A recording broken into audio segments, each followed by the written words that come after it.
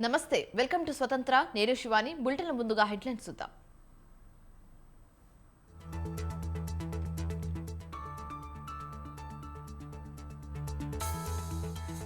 ఎమిగనూరులో చంద్రబాబు ప్రజాగలం సభ పిఠాపురంలో పవన్ ఎన్నికల ప్రచారం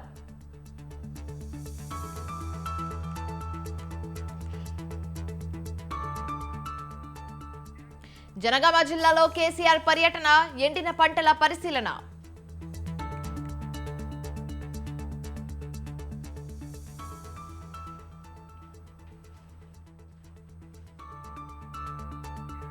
మరోసారి ఢిల్లీకి CM Revanth Reddy MP ticket ఆశావహుల్లో తీవ్ర ఉత్కంఠ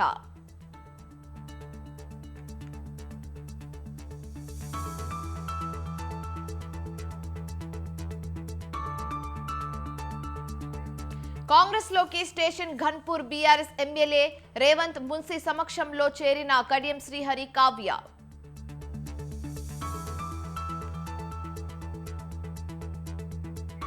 నేడు ఎల్కే అద్వానీ ఇంటికి ప్రధాని మోదీ బీజేపీ అగ్రనేతకు భారతరత్న అందజేయనున్న రాష్ట్రపతి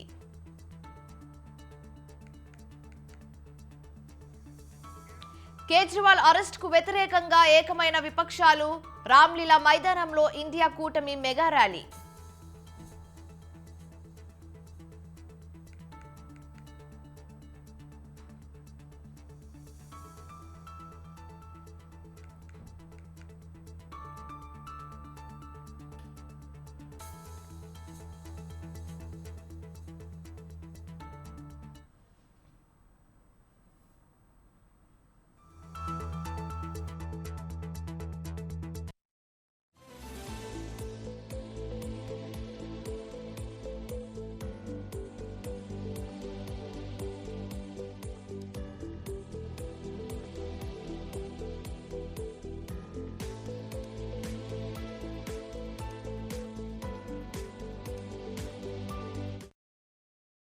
బ్రేకింగ్ న్యూస్ చూస్తున్నాం. బీఆర్ఎస్ అధ్యక్షుడు మాజీ ముఖ్యమంత్రి కేసీఆర్ పల్లెబాట పట్టారు.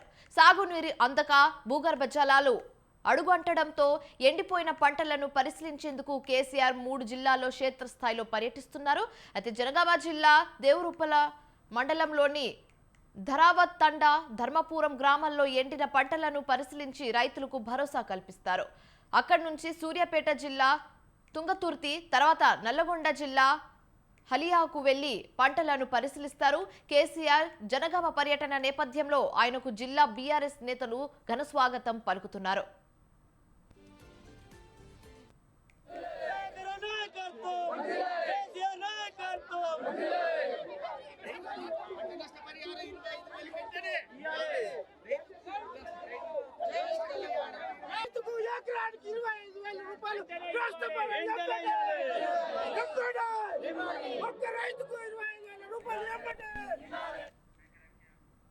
బీఆర్ఎస్ అధ్యక్షుడు మాజీ ముఖ్యమంత్రి కేసీఆర్ పల్లెబాట పట్టారు. సాగునీరు అందక భూగర్భ జలాలు అడుగంటడంతో ఎండిపోయిన పంటలను పరిశీలించేందుకు కేసీఆర్ 3 జిల్లాల్లో క్షేత్రస్థాయిలో పర్యటిస్తున్నారు. జనగామ జిల్లా దేవరుపల్ల మండలంలోని ధరావత్ తండా ధర్మపురం గ్రామాల్లో ఎండిన పంటలను పరిశీలించి రైతులకు భరోసా కల్పిస్తారు. అక్కడి నుంచి సూర్యాపేట జిల్లా తుంగతుర్తి తర్వాత నల్లగొండ జిల్లా హలియాకు వెళ్లి పంటలను పరిశీలిస్తారు. అయితే కేసీఆర్ జనగామ పర్యటన నేపథ్యంలో ఆయనకు జిల్లా బీఆర్ఎస్ నేతలు ఘన స్వాగతం పలుకుతున్నారు. ఇక ఇదే అంశానికి సంబంధించి మరింత తాజా సమాచారం మా ప్రతినిధి సవిన్ లైవ్ ద్వారా అందిస్తారు. సవిన్ చెప్పండి. కొద్దిసేపట్లో బీఆర్ఎస్ అధినేత రాష్ట్ర ప్రధాన ప్రతిపక్ష నేత కేసీఆర్ జనగామ జిల్లా దేవరపల్ల మండలం ధరావత్ తండాకు చేరుకున్నారు. ముఖ్యంగా రాష్ట్రంలో కాంగ్రెస్ ప్రభుత్వం అధికారంలోకి వచ్చిన తర్వాత తాగునీటి సక్రమంగా లేక రైతుల పంట పొలాలు ఎండిపోతున్నాయని బీఆర్ఎస్ పార్టీ ఆరోపిస్తోంది. మరికొద్దిసేపట్లో రైతుల పంట పొలాలను పరిశీలించేందుకు ధరావత్ తండాకు కేసీఆర్ చేరుకోబోతున్నారు. ఇప్పటికే బీఆర్ఎస్ శ్రేణులు ధరావత్ తండాకు చేరుకుని కేసీఆర్కు స్వాగతం పలికేందుకు సిద్ధమయ్యారని చెప్పుకోవచ్చు. బీఆర్ఎస్ అధికారంలో ఉన్న 10 సంవత్సరాల వరకు రైతులకు ఎట్లాంటి ఇబ్బంది కలగలేదు. కానీ కాంగ్రెస్ వచ్చిన తర్వాత ఇబ్బందులు పాలవుతున్నాము. ఇప్పటికే రాష్ట్రంలో 20 లక్షలకు పైగా రైతుల పంట పొలాలు ఎండిపోయాయని బీఆర్ఎస్ పార్టీ ఆరోపిస్తోంది. అందులో భాగంగానే తొలిసారిగా బీఆర్ఎస్ అధికారం కోల్పోయిన తర్వాత ప్రధాన ప్రతిపక్ష నేత హోదాలో కేసీఆర్ రైతుల పంట పొలాల పరిశీలనకు మొదటి కార్యక్రమంగా జనగామ జిల్లాను ఎంచుకున్నారు. అక్కడ నుంచి సూర్యాపేట జిల్లా, నల్గొండ జిల్లాలో ఈరోజు బీఆర్ఎస్ అధినేత కేసీఆర్ పర్యటించబోతున్నారు. ఇప్పటికే బీఆర్ఎస్ పార్టీ కార్యకర్తలు కావచ్చు, రైతులు ఇక్కడికి చేరుకొని కేసీఆర్కు తమ సమస్యలను చెప్పుకునేందుకు సిద్ధమయ్యారని చెప్పుకోవచ్చు. మనతో పాటు కొంతమంది రైతులు ఉన్నారు, వారితో మాట్లాడి మరిన్ని విషయాలు తెలుసుకుందాం. చెప్పండి, ప్రధానంగా బీఆర్ఎస్ పార్టీ ఆరోపిస్తున్నట్లు ఇక్కడ రైతుల పరిస్థితి ఏ విధంగా ఉంది, పంటలు ఎందుకు ఎండిపోతున్నాయి? సార్, కేసీఆర్ గారు ముఖ్యమంత్రిగా ఉన్నప్పుడు 9.5 సంవత్సరాలు రైతు కడుపులో సల్లా కదలకుండా ఇంటికానే ఉండే సార్. నాణ్యమైన కరెంట్ ఉండేది. ఒక్కసారి ఆటోమేటిక్ స్టార్టర్ వేసుకొచ్చుకుంటే రోజు ఆగకుండా మంచిగా మోటార్లు బోర్లు పోసేది. ఇప్పుడు కేసీఆర్ గారు ముఖ్యమంత్రిగా పోయిన తర్వాత ఈ ఒక 3-4 నెలలనే కాంగ్రెస్ ప్రభుత్వం వచ్చిన తర్వాత కరెంటు నాణ్యమైన కరెంట్ ఇవ్వడం లేదు. కాకతీయ కెనాల్ నుంచి కానీ కాలువలు పంట పొలాలకు నీళ్లు రాలేదు. నీళ్లు రాకపోవడం వల్ల నీటి మట్టం తగ్గిపోయి ఉన్న బోర్లు ఎండిపోయినాయి సార్. ఈ పొలాలన్నింటి నీళ్ళు లేక ఎండిపోయినాయి సార్. అది ధరావత్ తండాలో ఎన్ని ఎకరాల్లో పొలాలు వేశారు, ఎంత ఎండిపోయింది, మిగతా మండలంలో పరిస్థితి ఎట్లా ఉంది? ధారావత్ తండాలో దాదాపుగా ఒక 4,000 ఎకరాలు ఎండిపోయింది సార్. ఇది ఈ దేవరుపల మండలంలో కూడా బాగానే పంట నష్టం జరిగింది. దానికే ఇప్పుడు కేసీఆర్ గారు మా దగ్గరికి వచ్చి మా రైతుల సమస్య తెలుసుకొని రైతు ఈ విధంగా బాధపడుతున్నాడని ఒక ముఖ్యమంత్రి గారికి చెప్పే విధంగా మా తండాన్ని మా గ్రామ పంచాయతీ మా గ్రామాన్ని ఎన్నుకొని మా మండలాన్ని ఎన్నుకొని ప్రాయకృతి నియోజకవర్గాన్ని ఎన్నుకొని రైతుల సమస్యలను ప్రభుత్వం తీసుకుపోయే ప్రయత్నం జరుగుతుంది సార్. ఇప్పుడు మాకు అర్థమైంది ఏంటంటే సార్, 2014కు ముందు కాంగ్రెస్ ప్రభుత్వం అయితే ఎట్లా ఉండేదో, కరువుతోటి రైతులకు నీళ్లు లేక పంట పొలాలు ఎండిపోయి మోటార్లు కాలిపోయి నాణ్యమైన కరెంట్ లేక ఎట్లయితే బాధపడ్డాడో, ఈ కాంగ్రెస్ ప్రభుత్వం వచ్చిన తర్వాత రేవంత్ రెడ్డి గారు వచ్చిన తర్వాత ఈ 3-4 నెలలనే తెలంగాణ రాకముందుకైతే ఏ పరిస్థితి మళ్ళీ అదే పరిస్థితి వచ్చి మా రైతులకు చూపిస్తున్నారు. కేసీఆర్ మీ దగ్గరికి రాబోతున్నారు, ఏం చెప్పబోతున్నారు? కేసీఆర్ దృష్టికి ఏ అంశాలు? కేసీఆర్కు ప్రజల వద్దకు పాలినట్టు కేసీఆర్ ఒక రైతు బిడ్డ కాబట్టి మా రైతుల గోస ఏందో, రైతుల బాధ ఏందో కళ్ళకు కట్టినట్టుగా ఈ పొలాలకు చూస్తే మేము చెప్పేది కూడా, అయ్యో మా రైతులు బాధపడుతున్నారు.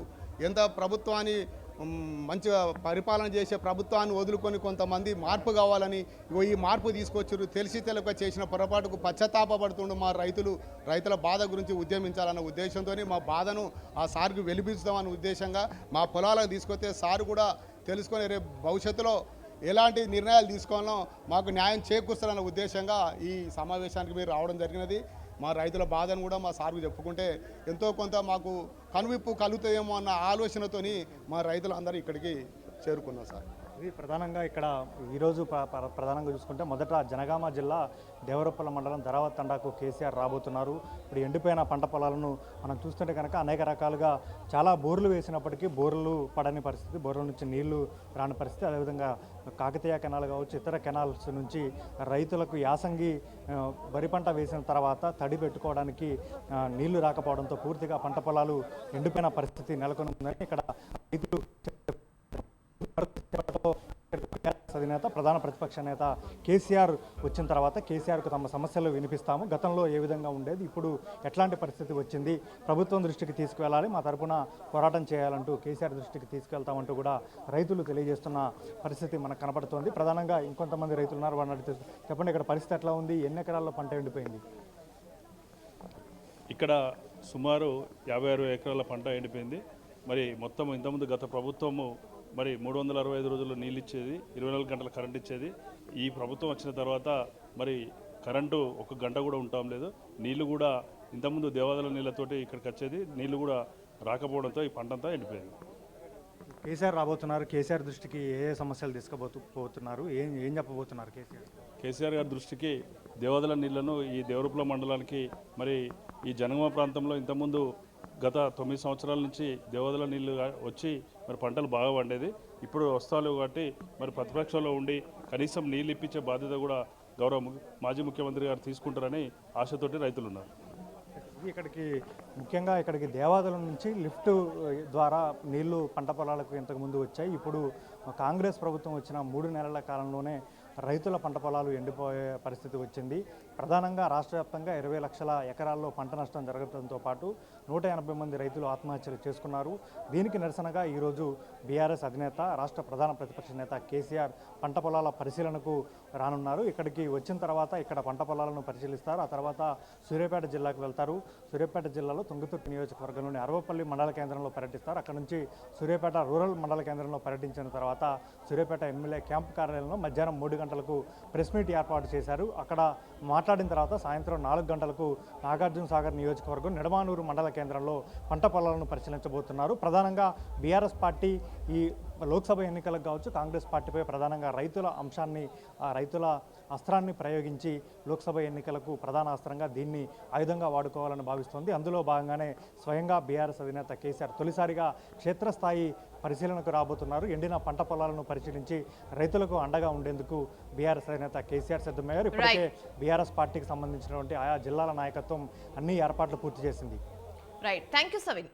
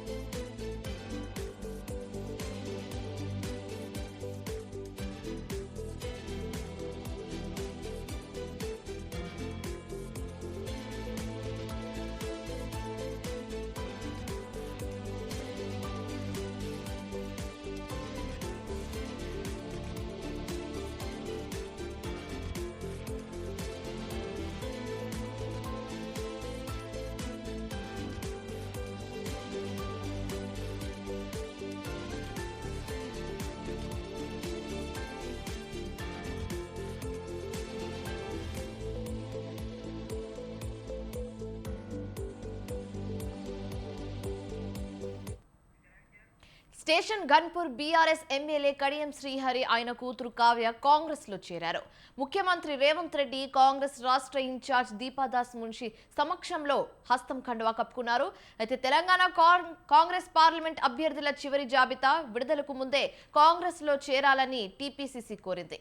ఈ నేపథ్యంలో కడియం ఇవాళే కాంగ్రెస్ లో చేరుతున్నారు. కాంగ్రెస్ లో కడియం చేరిన అనంతరం ఢిల్లీకి వెళ్లనున్నారు సీఎం రేవంత్ రెడ్డి. వరంగల్ పార్లమెంట్ అభ్యర్థిగా కడియం కావ్యను ప్రవేశపెట్టే అవకాశం ఉంది.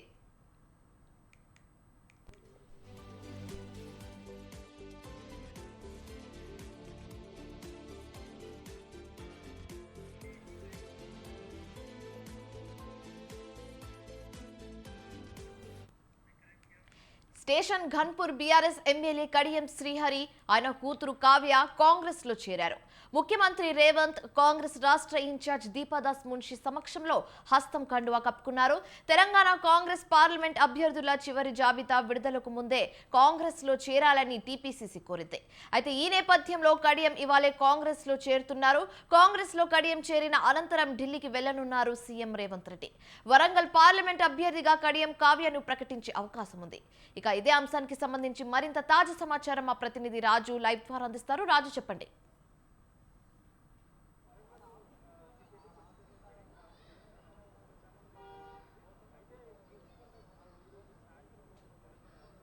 రైట్ ప్రియా, కొద్దిసేపటి క్రితమే స్టేషన్ గణపూర్ ఎమ్మెల్యే మాజీ డిప్యూటీ సీఎంగా పనిచేసిన కడియం శ్రీహరి కొద్దిసేపటి క్రితమే టీపీసీసీ వ్యవహారాల ఇన్ఛార్జ్ దీపాదాస్ మున్షి సమక్షంలో కాంగ్రెస్ పార్టీ కండువా కప్పుకున్నారు. ముఖ్యంగా గత కొద్ది కాలంగా కూడా ఆయన బీఆర్ఎస్లో సీనియర్ నేతగా కొనసాగారు. ఆ తర్వాత కూడా డిప్యూటీ సీఎంగా పనిచేశారు బీఆర్ఎస్ ప్రభుత్వంలో.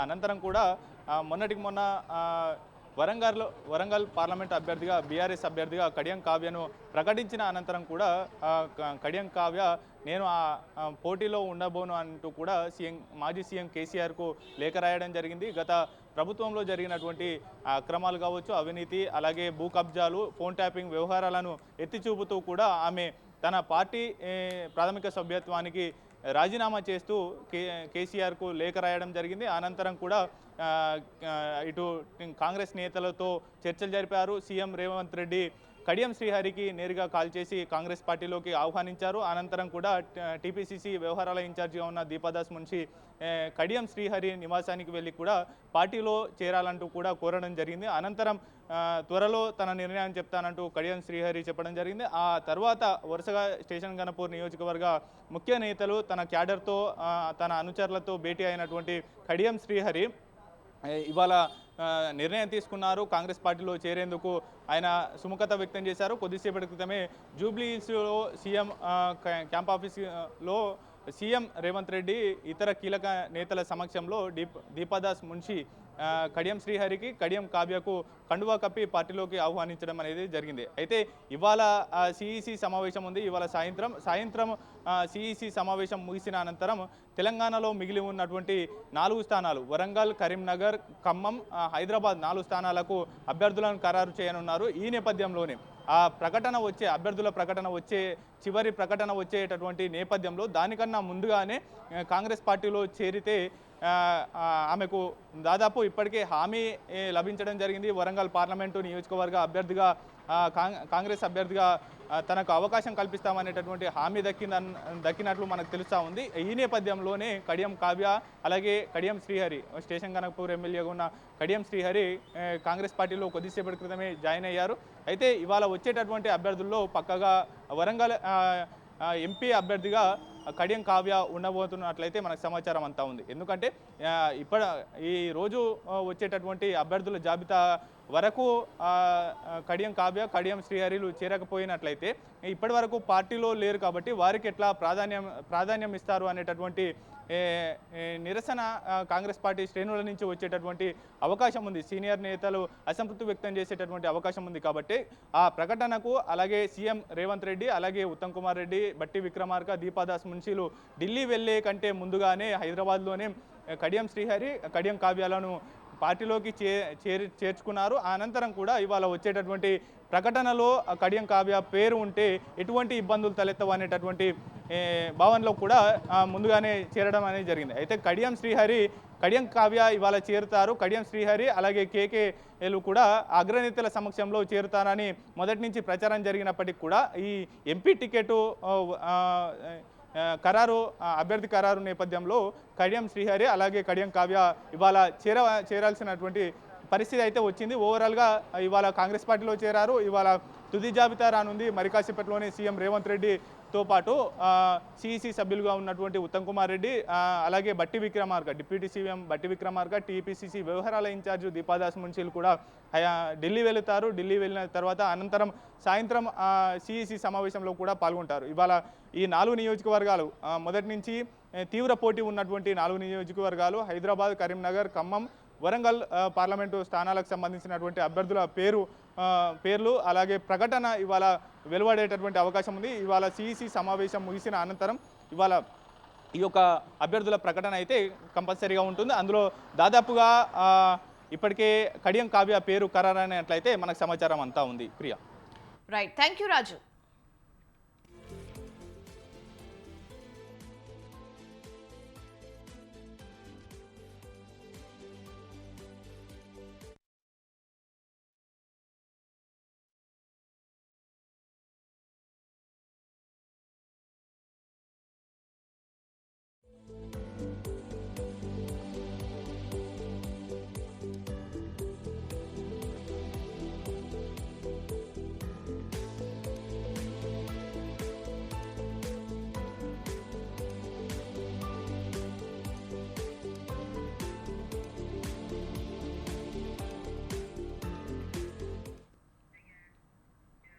జనసేన అధినేత పవన్ కళ్యాణ్ ఇవాళ 2వ రోజు పిఠాపురంలో పర్యటించనున్న ఆయన డే మొత్తం బిజీ కానున్నారు.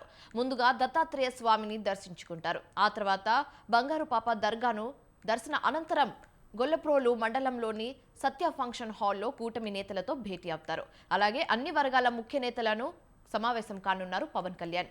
జగన్ ఓటమే లక్ష్యంగా పావులు కదుపుతున్న జనసేనాని పార్టీ నేతలకు ఎన్నికల వ్యూహాలపై దిశానిర్దేశం చేయనున్నారు. ఇక ఇదే అంశానికి సంబంధించి మరింత సమాచారం మా ప్రతినిధి నవీన్ రాజు అందిస్తారు.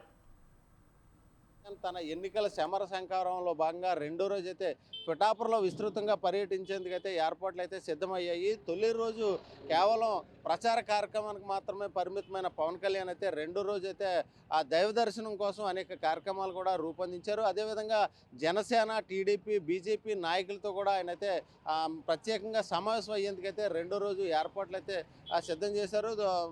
ఉదయం మాత్రం ఒక ప్రైవేట్ ఆసుపత్రికి సంబంధించిన ప్రారంభోత్సవ కార్యక్రమం పాల్గొంటారు. అదేవిధంగా ఆ పాదగయ క్షేత్రంలో ఆయన ప్రత్యేక పూజలు కూడా చేస్తారు. అదేవిధంగా దత్తాత్రేయుని కూడా దర్శించుకునేందుకైతే ఆయన ఏర్పాట్లు సిద్ధం చేసిన పరిస్థితి ఉంది. అదేవిధంగా ఉప్పాడ కొత్తపల్లిలోని బంగారు పాప దర్శనం అయితే కనుక దర్గా దర్శనానికి సంబంధించి కూడా ఆయన అయితే ఏర్పాట్లు చేశారు.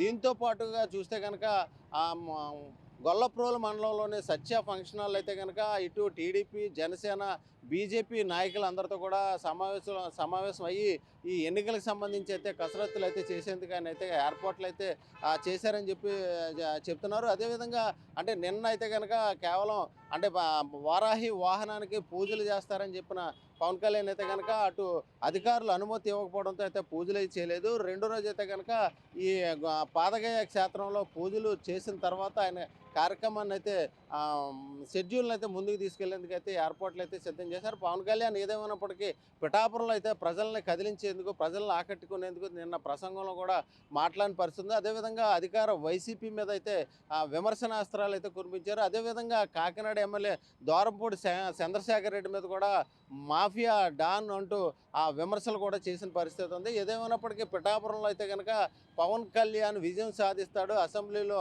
అడుగు పెడతాడు, వైసీపీ తాట తీస్తాడు అన్నట్లుగా ఆయన ప్రసంగం అయితే సాగింది. ఏదేమైనప్పటికీ రెండో రోజు కూడా ఆయన పర్యటన కూడా పూర్తి చేసేందుకైతే సిద్ధమవుతున్న పరిస్థితి ఉంది. ఇది తాజా పరిస్థితి. కెమెరామెన్ సత్యతో నవీన్, స్వతంత్ర. ప్రధాని నరేంద్ర మోదీ ఉత్తరప్రదేశ్లోని మీరట్లో మెగా ర్యాలీతో పార్లమెంట్ ఎన్నికల ప్రచారానికి నేడు శ్రీకారం చుట్టనున్నారు. బీజేపీ ఎన్నికల ర్యాలీలో ఉత్తరప్రదేశ్ ముఖ్యమంత్రి యోగి ఆదిత్యనాథ్, రాష్ట్రీయ లోక్దల్ చీఫ్ జయంత్ చౌదరి కూడా పాల్గొంటారు. దాదాపు దశాబ్దం తర్వాత మోదీ, జయంత్ చౌదరి వేదిక పంచుకుంటున్నారు. మోదీ ప్రభుత్వం దివంగత ప్రధాని జయంత్ చౌదరి తాత చౌదరి చరణ్ సింగ్ కు భారతరత్న ప్రకటించిన తర్వాత ఆర్ఎల్డి పార్టీ బీజేపీ కూటమిలో చేరింది.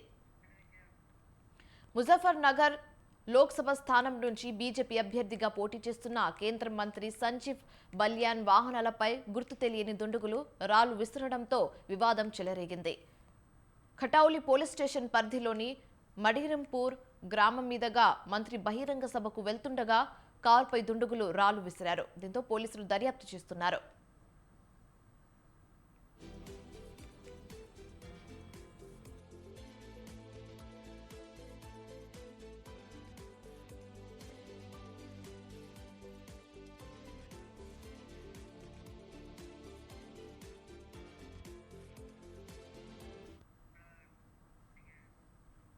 తెలంగాణలో భానుడు ప్రతాపం చూపుతున్నాడు. భానుడి భగభగలతో జనాలు ఉక్కిరిబిక్కిరి అవుతున్నారు. అయితే ఈ నేపథ్యంలో వాతావరణ శాఖ మరో వార్నింగ్ ఇచ్చింది. ఏప్రిల్ 1 నుంచి రాష్ట్రంలో 44 నుంచి 45 డిగ్రీల ఉష్ణోగ్రతలు నమోదు అవుతాయని వాతావరణ కేంద్రం తెలిపింది. ఫిబ్రవరి మొదటి వారంలో ప్రారంభమైన ఎండలు సెగలు పుట్టిస్తున్నాయి. మధ్యాహ్నం రోడ్ల మీదకి వెళ్లాలంటే జనాలు భయపడుతున్నారు. అయితే మరో 2 నెలల పాటు జాగ్రత్తగా ఉండాలని డాక్టర్లు చెబుతున్నారు. రాష్ట్రంలో ఎండ తీవ్రతపై మరింత సమాచారం మా ప్రతినిధి విశాల్ అందిస్తారు. భానుడి ప్రతాపం కొనసాగుతుంది. బయటికి వెళ్ళాలంటే చాలు ప్రజలు అల్లాడిపోతున్నారు. ఎండ వేడిని తట్టుకోలేక ప్రజలు ఉక్కిరి బిక్కిరి అవుతున్నారు.